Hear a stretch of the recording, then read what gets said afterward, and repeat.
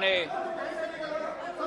NDA के गठबंधन को और प्रधानमंत्री जी को मैं धन्यवाद अर्पित करना चाहता हूं कि इस अविश्वास प्रस्ताव पर बोलने का मुझे मौका दिया।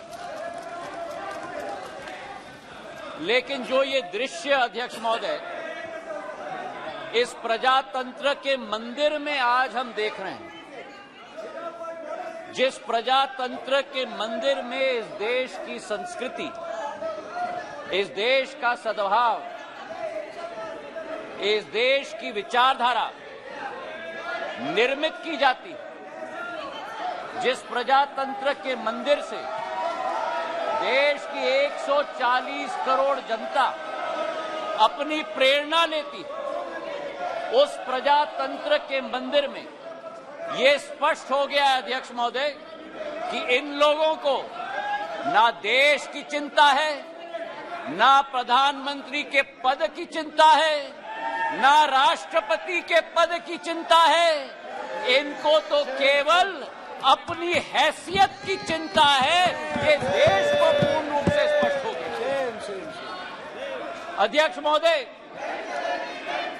मुझे 20 साल हो गए हैं इस संसद में, मेरा अपना सौभाग्य मैं मानता हूं, लेकिन ऐसा दृश्य में मैंने 2 दशक में नहीं देखा है कि जिस तरीके से देश के सर्वोच्च पद के व्यक्ति 140 करोड़ जनता के हृदय में स्थापित इस देश के प्रधानमंत्री के प्रति जो शब्दों का उपयोग विपक्ष के द्वारा किया गया है, मैं मानता हूं कि सदन के सामने नहीं, लेकिन देश की जनता के सामने इन्हें माफी मांगनी चाहिए। आज जो दृश्य हम देख रहे हैं, अध्यक्ष महोदय, कि अविश्वास प्रस्ताव के आधार पर, अध्यक्ष महोदय, मैं आपका संरक्षण चाहूंगा। ये बोलने के लिए कभी तैयार हो जाते हैं, लेकिन सुनने के लिए तैयार नहीं होते। न देश की जनता की ठोक कर 2 बार चुनाव में नतीजा हजम करने के लिए तैयार है, न सदन की बात सुनने के लिए तैयार है। आज जो स्थिति उत्पन्न हुई है, अध्यक्ष महोदय, जो अविश्वास प्रस्ताव लाया गया, सर आपका संरक्षण मैं चाहता हूं, इनको कंट्रोल किया जाए। देश की जनता ने तो अपना पूरा परिणाम इनके चेहरे पे दिखा दिया। जो जनता के सामने नहीं कर पा रहे, वो आज सदन में बैठ के कोशिश कर रहे हैं करने के लिए। जो अविश्वास प्रस्ताव इनके द्वारा यहां लाया गया, यह अविश्वास प्रस्ताव मणिपुर की बात नहीं है। मिशन मणिपुर के आड़ में ये अपनी राजनीतिक रोटियां सेकने के लिए आज यहां उपस्थित हुए हैं। पिछले 2 दिन से मैं सुन रहा हूं, अध्यक्ष महोदय, हम इनको भी बता दें कि अगर ये इनका वर्ताव रहा तो इनकी बात भी इस प्रजातंत्र के मंदिर में हम सुनने नहीं देंगे। पूर्ण रूप से स्पष्ट करना चाहते हैं, अध्यक्ष महोदय, जो इस क्षेत्र में और इस सदन में प्रस्तुतिकरण हुई है, ये वो बादल है जो गरजना चाहते हैं लेकिन बरसते नहीं। ये वो बादल है जो चर्चा में रहना चाहते हैं लेकिन चर्चा सुनना नहीं चाहते। अध्यक्ष महोदय, आज अध्यक्ष महोदय, ये अविश्वास प्रस्ताव जो लाया गया है, सारे आवश्यक विमर्श एक तरफ रखे गए हैं और इनकी हट एक तरफ। हमारे देश के प्रधानमंत्री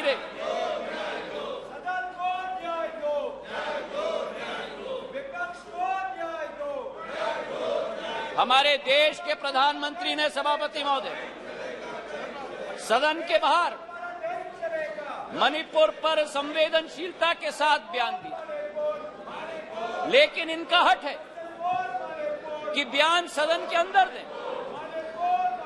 गृह मंत्री जी ने यहां बैठकर दिन प्रतिदिन स्पष्ट किया कि जिस दिन जिस घंटे पे आप चर्चा करना चाहते हैं, हम तैयार है करने के लिए। लेकिन 17 दिन इसी तरह ये सदन को इन्होंने चलने नहीं दिया। 17 दिन मजबूर करके स्थगित किया। और आज अध्यक्ष सभापति महोदय, मैं स्पष्ट करना चाहता हूं कि जो ये लोग मौन व्रत की बात करते हैं, मैं इनसे पूछना चाहता हूं 1993 में जब मणिपुर की जातीय हिंसा में 750 लोगों की जान गई थी, तब तत्कालीन प्रधानमंत्री नरसिम्हा राव जी ने सदन के अंदर मौन व्रत क्यों धारण किया था? इसका जवाब ये दें। और केवल सन 1993 में नहीं, लेकिन 2011 में जब मणिपुर में 123 दिन ब्लॉकेड चला, जातीय हिंसा चली, तब उस समय में भी तत्कालीन प्रधानमंत्री मनमोहन सिंह जी ने सदन के अंदर मौन व्रत क्यों धारण किया था? इसका उत्तर भी ये लोग दें। तो सभापति महोदय, मैं आपसे पूछना चाहता हूं कि ये अगर दोगली राजनीति नहीं है, ये अगर पॉलिटिक्स ऑफ कन्वीनियंस नहीं है, तो क्या है? मैं पूछना चाहता हूं। आज सभापति महोदय, लोकतांत्रिक व्यवस्था पर मैं इनको भाषण नहीं दूंगा, लेकिन जो इनकी अवसरवादी सोच है, उसका पर्दाफाश पूरे देश के जनता के समक्ष में रखना चाहता हूं। ये जो समूह है I.N.D.I.A. इस समूह में एक प्रोफेसर हैं जो मोरालिटी की बात करते हैं, सिद्धांतों की बात करते हैं, मूल्यों की बात करते हैं, लेकिन प्रतिनिधित्व वो एक ऐसे दल के करते हैं जिन्होंने भ्रष्टाचार की नई कीर्तिमान स्थापित की है। इस I.N.D.I.A. समूह में एक ऐसी समूह की नेत्री है, जिस समूह की नेत्री सोचती है कि कश्मीर को भारत के साथ जोड़ना सबसे बड़ी भूल है। ये इनका असली चरित्र है। मुझे लगता है आप बहाना ढूंढ रहे हैं बाहर जाने का। ये उचित नहीं है, ये उचित नहीं है। कार्यकर्ता ने आपने अविश्वास प्रस्ताव लाया, उसका उत्तर सुनिए आप। ये बिल्कुल मर्यादाहीन व्यवहार करना, उसके बाद वॉकआउट करना, ये लोकतांत्रिक संसदीय व्यवस्था की दृष्टि से उचित नहीं है। नो, बिल्कुल गलत बात है ये। आपका इस प्रकार से बहाना लेकर के बाहर जाना, ये बिल्कुल संसदीय व्यवस्था का अपमान है। ये बात करवा करके नोट करिए आप लोग, प्लीज। Honourable minister, please.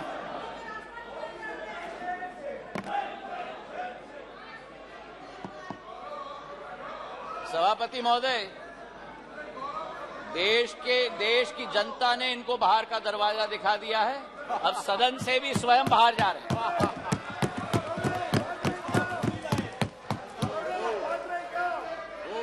इन्हें तो सभापति महोदय अपने अविश्वास प्रस्ताव पे स्वयं ही विश्वास नहीं है।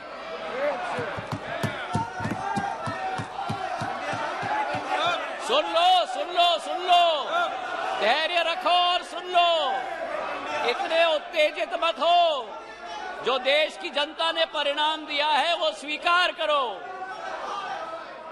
अब सभापति महोदय, इनके जो एक समूह है I.N.D.I.A. घमंडिया समूह, उस समय में समूह में आम आदमी पार्टी के कार्यकर्ता ने स्वयं यूपीए सरकार पर 2G और कोल स्कैम का PI लगवाया, और आज कांग्रेस का हाथ आपके साथ। ये स्थिति अंदर की बात। और वही स्थिति सभापति महोदय, हमारे टीएमसी के साथी यहां बैठे हुए थे, जिस टीएमसी के बारे में अधीरदा रोज इस सदन में लपक लपक कर भ्रष्टाचार की बात करते थे, चिटफंड की बात करते थे, अपने संसदीय क्षेत्र में कार्यकर्ताओं की कत्लों की बात कर रहे थे, आज वही कांग्रेस पार्टी और वामपंथी दल हाथ में हाथ उस टीएमसी के साथ मिला रहे हैं सभापति महोदय। तो ये इनकी असलियत है। और जो मैं कहना चाहता हूं सभापति महोदय कि अगर इन लोगों को अपने गठबंधन में एक दूसरे के विरोधी होकर भी सत्ता के लालच के साथ पूरे तरीके से कुनबे की तरह साथ में आ रहे हैं। आरजेडी और जेडीयू की बात करें, लालू प्रसाद यादव जी पर जो रोजगार का आरोप लगाया था, जमीन पर रोजगार का एक्ट का आरोप लगाया था, वो जेडीयू के वर्तमान के अध्यक्ष ने स्वयं सीबीआई को सबूत अपने हाथों से दिलवाया था। और आज दोनों हाथ में हाथ मिलाकर चल रहे हैं। ये संविधान बचाने की बात करते हैं सभापति महोदय, ये क्या अपना ईमान पहले बचा पाएं, उसका उत्तर देश की जनता को दें। आज सभापति महोदय विचित्र स्थिति है। आगे ये नाटक कर रहे थे, आगे क्या नाटक करते हो? आपका स्वागत है, अंदर जाता है। बहुत बढ़िया ड्रामा कर रहे हैं। आपका स्वागत है। आज बड़ी विचित्र स्थिति है सभापति महोदय कि जिनके दिल नहीं मिलते वे दल मिल चुके,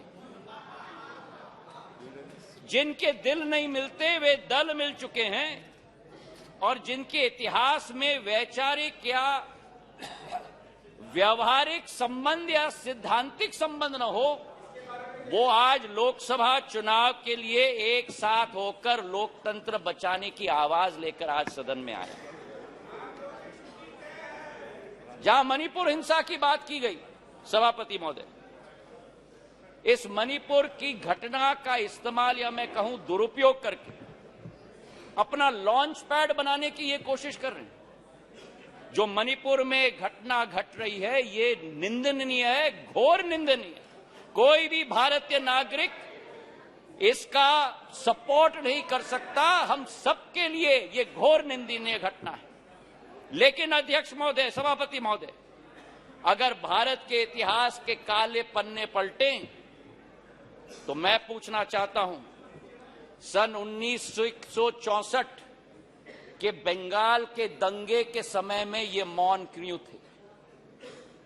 और अगर सन 1964 की हम बात न करें तो सन 84 के सिख दंगों के समय में जब 4000 हमारे सिख भाई बहनों को जिंदा जलाया गया था, तब ये मौन क्यों थे? मेरठ के सन 87 के दंगों के समय में ये मौन क्यों थे? और सन 1990 से 30 साल जो कश्मीर में 40,000 लोगों की मौत हुई और कश्मीर जल रहा था, तब ये मौन क्यों थे? और मैं अधीर रंजन जी का जो शब्द था, जो अंग्रेजी का कोटेशन उन्होंने दिया, इन सभी समय में एवरी मॉर्निंग सभापति महोदय, new widows were हाउलिंग, every morning new children were crying, every morning new houses were falling. और मूक दर्शक के रूप में हमारे ये साथी बैठकर सरकार में बैठे हुए थे। आज यहां बैठकर गौरव गोगोई जी ने, सबर रखो, सबर रखो, आराम से सुनो, सबर रखो, थोड़ा सीख लो। गौरव गोगोई जी ने आसाम अकॉर्ड की बात की। जिस आसाम अकॉर्ड की बात की, उस आसाम अकॉर्ड का क्रियान्वयन कांग्रेस की सरकार ने कभी की? आज मैं पूछना चाहता हूं कि हमारे पड़ोसी देश बांग्लादेश के साथ 68 वर्षों में हमारे बॉर्डर को निर्धारित नहीं किया था।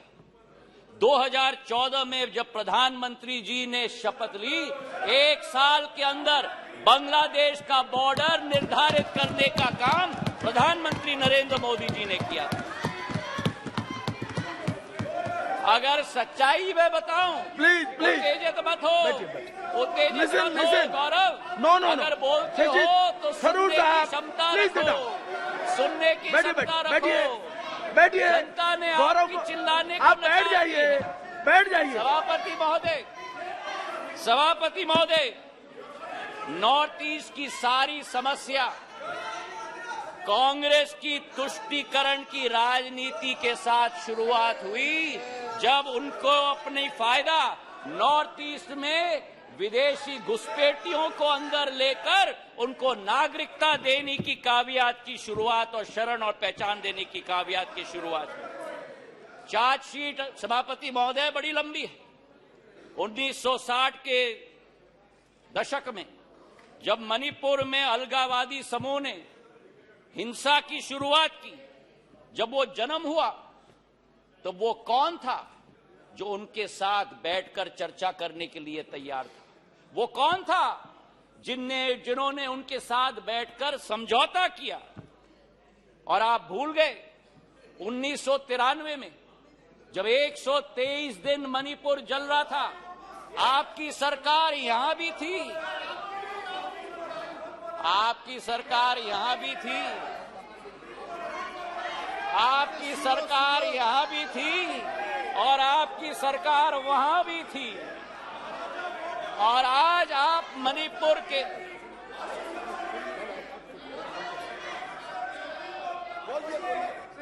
और आज सभापति महोदय अधीर दा उठकर कह रहे थे कि मणिपुर के सांसद क्यों नहीं बोले। उस समय मणिपुर का सांसद इस सदन में रोते रोते हुए उनका वक्तव्य क्या था इस संसद में मैं पूछना चाहता हूं। जब आपकी सरकार यहां भी थी और आपकी सरकार वहां भी थी, मणिपुर के सांसद ने इस संसद में 1993 में वक्तव्य दिया। उन्होंने कहा, and I quote, the state government is helpless, it has no funds, the state government cannot even afford to purchase weapons for the security persons to fight the insurgents. Please, ये सुनिएगा, please think that Manipur is a part of this country.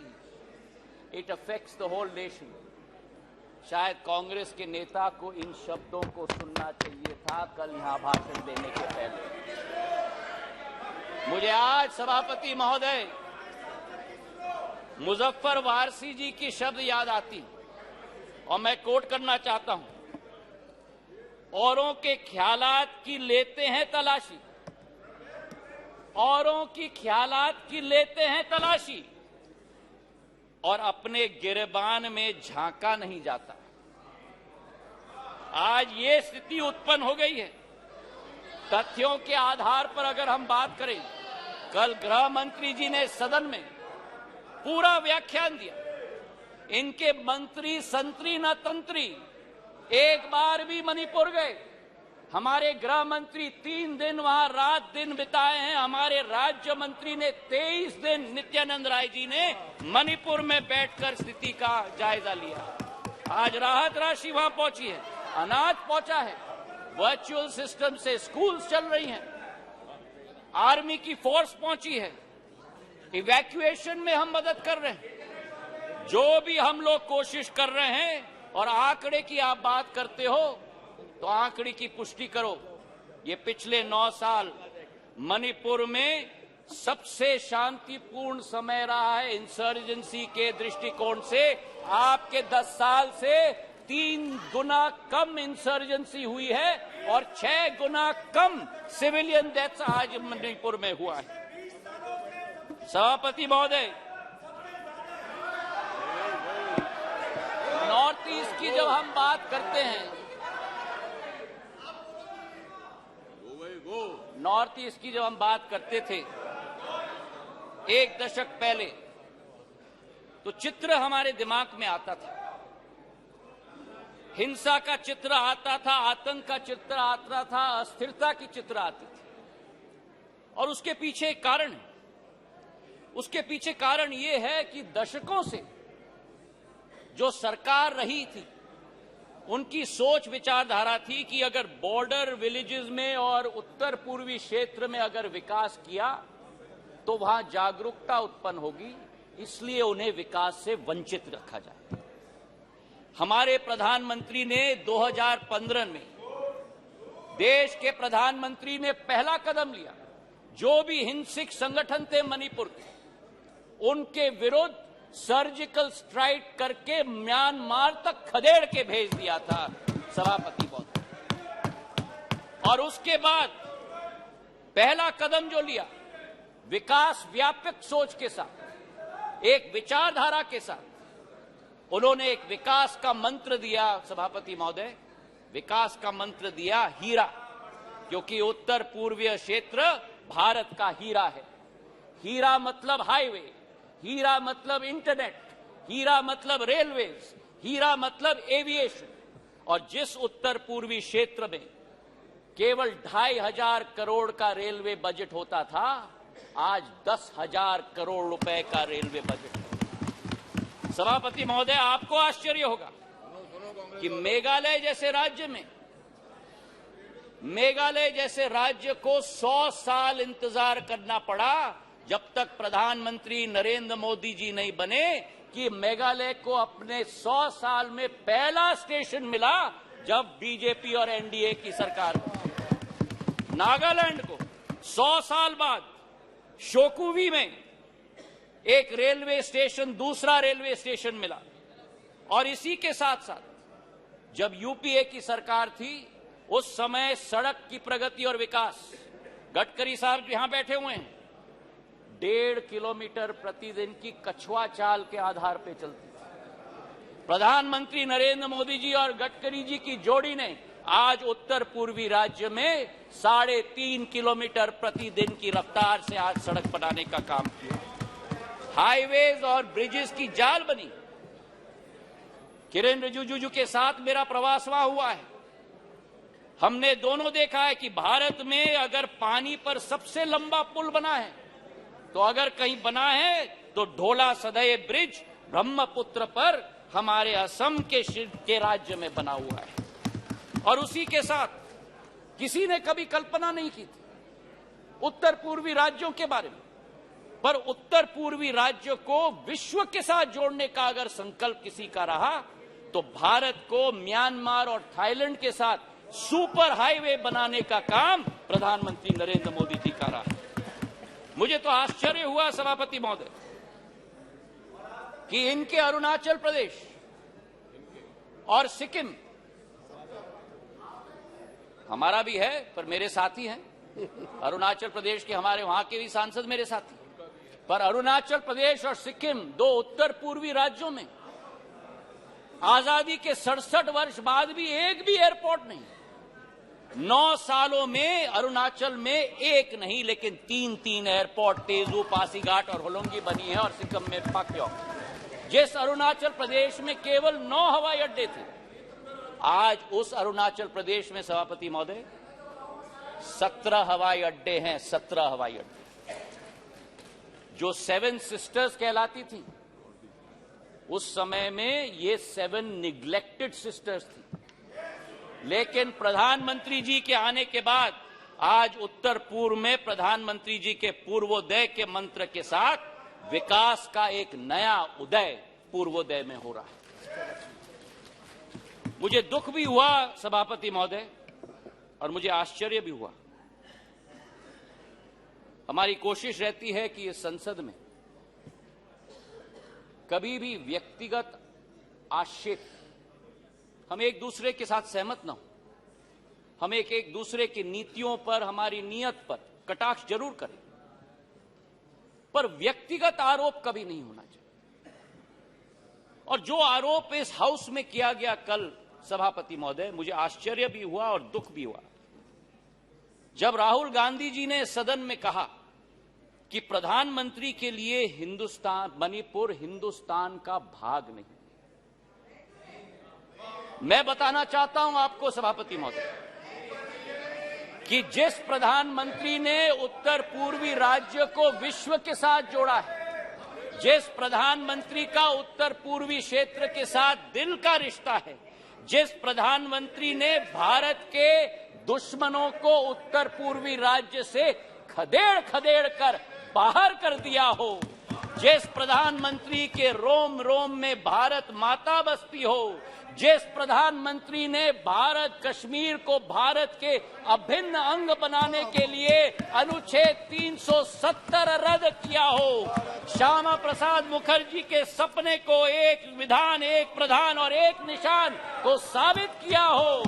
मैं बताना चाहता हूं विपक्ष को, सभापति महोदय, कि भारत को अलग अलग टुकड़ों में देखने की विचारधारा आपकी है, हमारी नहीं। हमारे सभापति महोदय, बैठो बैठो बैठो, आराम से बैठो। आपने ही चेंज कराया मुझे, कान खोल के सुन लो, सत्य सुन लो, आपने ही चेंज कराया। जिस अब मेरा मुंह मत खुलवाना।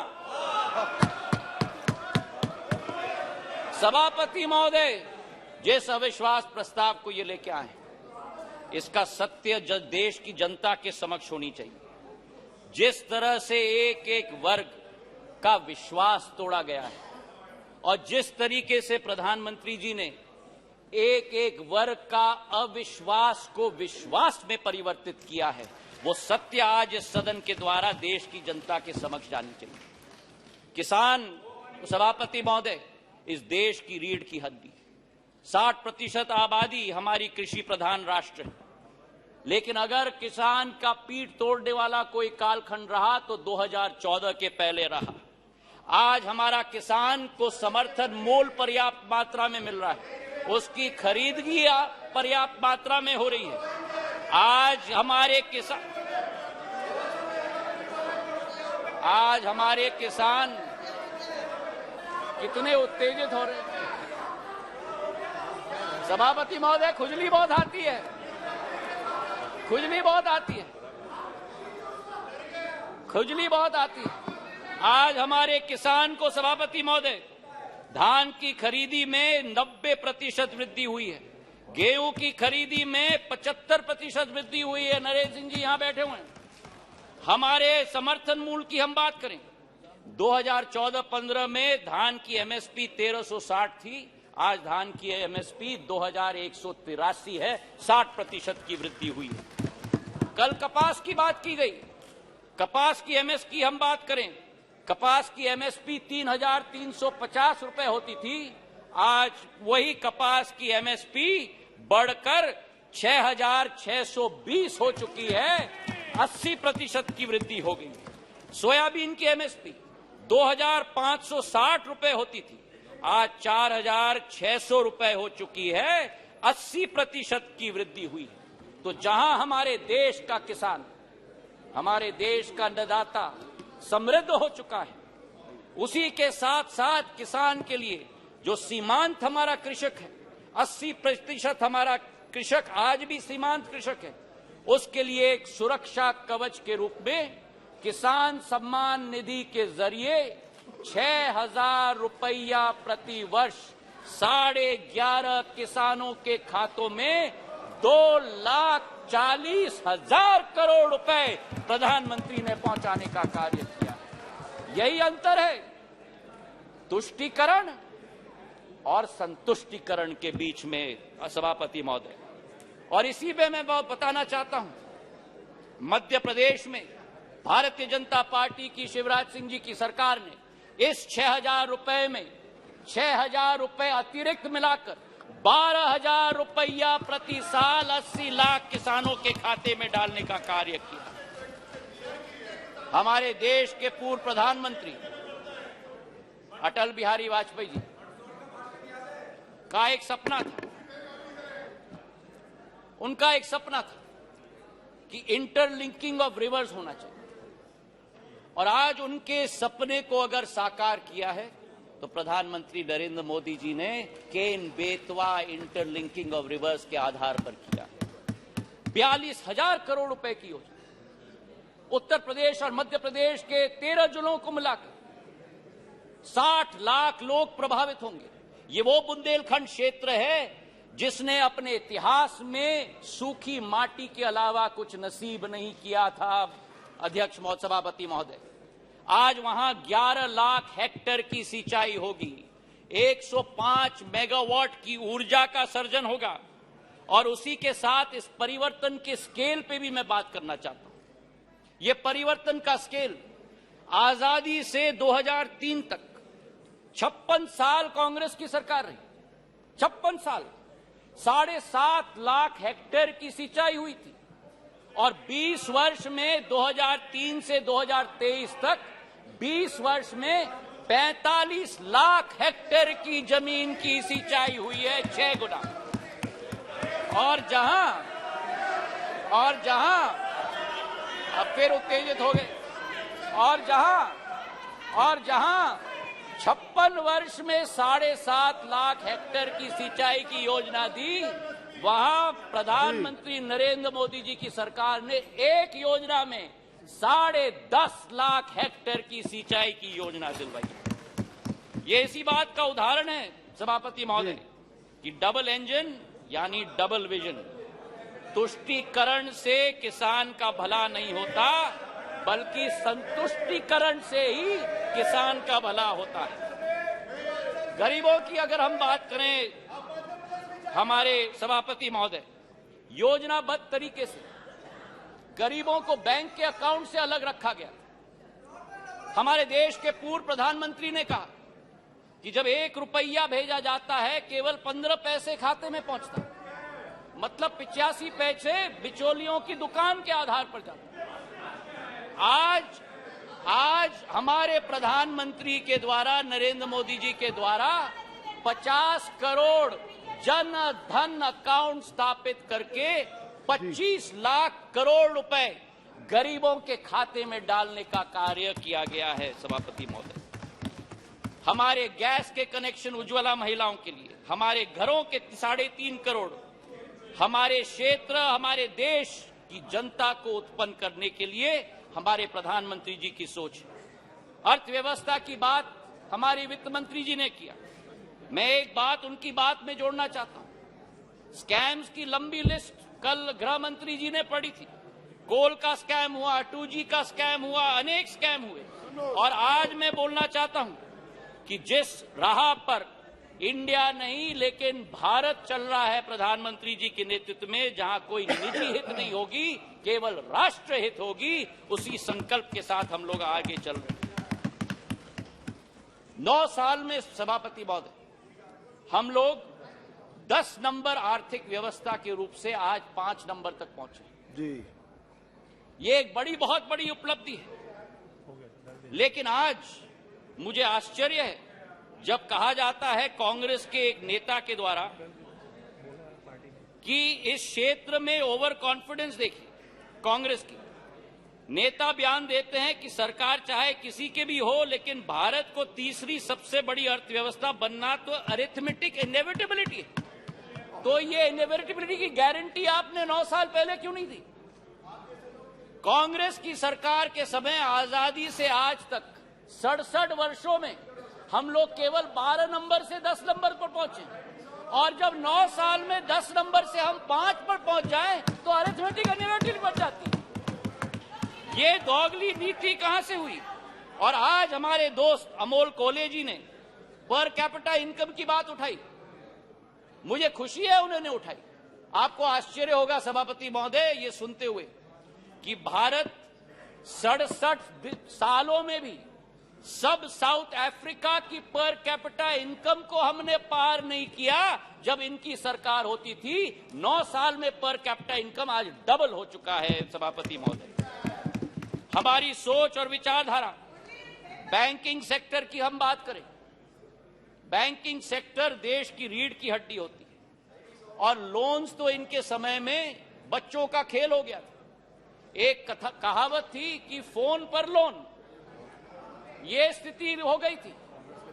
5.5 लाख करोड़ से ज्यादा एनपीए का पहाड़ छोड़ के गए थे। आज उसकी सफाई अरुण जेटली जी ने और निर्मला सीतारमण जी ने करके देश को आगे बढ़ने के लिए कैपेक्स की एक नई रचना की शुरुआत की। कभी हम कल्पना कर सकते थे कि भारत में 10 लाख करोड़ रुपए का कैपेक्स का प्रोग्राम होगा और इंफ्रास्ट्रक्चर का कैपेक्स का प्रोग्राम भी ऐसे कि 10 साल में 15,000 किलोमीटर की रेलवे लाइन बनी और एनडीए सरकार के समय में 26,000 किलोमीटर की रेलवे लाइन बनी। हाईवे की निर्माण की बात करें तो 67 वर्षों में 91,000 किलोमीटर के हाईवे और 9 वर्षों में गडकरी साहब जी यहां बैठे हैं, 55,000 किलोमीटर की हाईवे 9 सालों में 1,45,000 किलोमीटर की हाईवे बनी। और यही स्थिति सिविल एविएशन के क्षेत्र में 74 एयरपोर्ट 67 वर्षों में और 148 एयरपोर्ट 9 वर्षों के अंदर। और इसी के साथ जो हमारा पावर डेफिसिट कंट्री था, आज पावर सरप्लस हो गया। हम लोग स्टील इंपोर्टर होते थे, आज स्टील एक्सपोर्टर बन गए। 216 गीगावाट से 420 गीगावाट पर पहुंच चुके हैं। कोल के मामले में 565 बिलियन टन से 900 मिलियन टन, और इस वर्ष 1 बिलियन टन का उत्पादन देश करेगा कोल का। सभापति महोदय, मैं ये कहना चाहता हूं कि ये अरिथमेटिक इनएविटेबिलिटी नहीं है। आज भारत 2014 में 5 मिनट और 2014 में दूसरे देशों पर निर्भर होता था। प्रधानमंत्री जी ने आत्मनिर्भरता का सिग्नल दिया।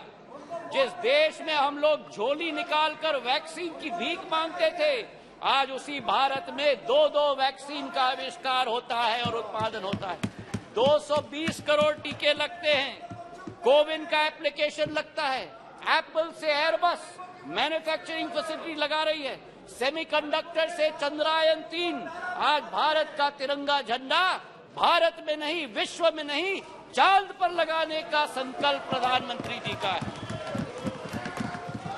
ऑटो के सेक्टर में 7 नंबर से 3 नंबर, टेलीकॉम के सेक्टर में 12 नंबर से 2 नंबर। ये अरिथमेटिक इनएविटेबिलिटी नहीं है, ये सशक्त नेतृत्व और दक्षतापूर्ण सरकार का परिणाम है। मेरे सभापति महोदय, प्रधानमंत्री जी का संकल्प है कि तीसरी पारी में भारत वे वर्ल्ड क्लास इंफ्रास्ट्रक्चर गांव-गांव तक हम पहुंचाएंगे। ये मोदी जी की गारंटी है। तो आज सभापति महोदय, ये स्वच्छ इंडिया अभियान की बात कर रहे हैं। ये कहते हैं कि नफरत के बाजार में मोहब्बत का दुकान लाएंगे। इनका दुकान तो भ्रष्टाचार का दुकान है, झूठ का दुकान है, तुष्टीकरण का दुकान है, अहंकार का दुकान है। केवल का नाम दुकान का बदलते हैं, सामान वही है। राहत इंदारी जी के शब्द मुझे याद आते हैं कि नए किरदार आते जा रहे हैं, मगर नाटक पुराना चल रहा है। मैं ये कहना चाहता हूं कि अधीर रंजन चौधरी जी ने स्वयं कहा कि ये मजबूरी का गठबंधन है। मैं उनको कोट करना चाहता हूं। उन्होंने एक इंटरव्यू में कहा था, अधीरदा ने, सबको लगा है कि इस समय जो मोदी शाह का जगरनॉट चलते हैं, सबको लगा है कि इस समय जो मोदी शाह के जगरनॉट चलते हैं, सबको एकजुट होना जरूरी है। ये मजबूरी है। पॉलिटिक्स में तो मजबूरी रहती है। आज ये अविश्वास प्रस्ताव इसलिए लेके आए हैं। मैं ये पूछना चाहता हूं कि कौन सी इंडिया की आवाज ये उठाते हैं जब विदेश जाकर 2 इंडियाज की बात करते हैं? ये कौन सी इंडिया की आवाज उठाते हैं जब गलवान में हमारे सेना के शौर्य और उसी के साथ सर्जिकल स्ट्राइक पर उंगली उठाते हैं? ये कौन से इंडिया की आवाज करते हैं जो कोरोना जैसी भीषण समस्या में राजनीति पर उतर जाते हैं? और आज पिछले 2 दिनों से सभापति महोदय, मैं सुन रहा हूं विपक्ष को, कोई महाभारत की बात कर रहा है, कोई रामायण की बात कर रहा है, कोई राम की बात कर रहा है, कोई रावण की बात कर रहा है। अच्छा है कि आज धर्म की बहुत याद आई इनको। कोई जनेऊधारी है, कोई मंदिर की परिक्रमा कर रहे हैं, कोई यज्ञ आयोजित कर रहे हैं, कोई पार्टी तो अपने संकल्प पत्र में डाल रहे हैं कि राम वन गमन पथ का हम संकल्प करते हैं। मैं इनको स्पष्ट रूप से बताना चाहता हूं, ये मुखौटा नहीं चलेगा। हमारी देश की आज 140 करोड़ जनता की आस्था और पीढ़ियों की सपना हमारे मर्यादा पुरुषोत्तम भगवान राम का भव्य मंदिर अयोध्या में प्रधानमंत्री नरेंद्र मोदी बनाने जा रहे हैं। आज इनको मैं कहना चाहता हूं कि तीसरी बार भी 2 बार आपको रिजेक्ट किया है, तीसरी बार भी प्रचंड बहुमत के साथ एनडीए की सरकार यहां स्थापित होगी। जी धन्यवाद। पर प्रधानमंत्री नरेंद्र मोदी जी के नेतृत्व में भारत आज चल चुका है अमृत काल से शताब्दी काल के सफर पर। विश्व गुरु के रूप में भारत स्थापित होगा, इसमें कोई दो राय नहीं। और आप इस सत्य को अपने झूठ के साथ पराजित नहीं कर सकते। मैं अंत में 4 लाइन करके अपना बात समाप्त करता हूं। नागफनी पुष्प दे नहीं सकते, नागफनी पुष्प दे नहीं सकते, भ्रष्टाचारी जनहित सोच नहीं सकते। नागफनी पुष्प दे नहीं सकते, भ्रष्टाचारी जनहित सोच नहीं सकते। आपातकाल लगाने वाले संविधान की रक्षा कर नहीं सकते। जनता विरोधी की जिनका रहा है इतिहास, कितने भी चेहरे बदल ले, कितने भी चेहरे बदल ले, जनता के हो नहीं सकते। जी धन्यवाद। देश दुनिया की सभी खबरें देखने के लिए जुड़े रहिए आचरण न्यूज से। आचरण न्यूज, हर कदम आपके साथ।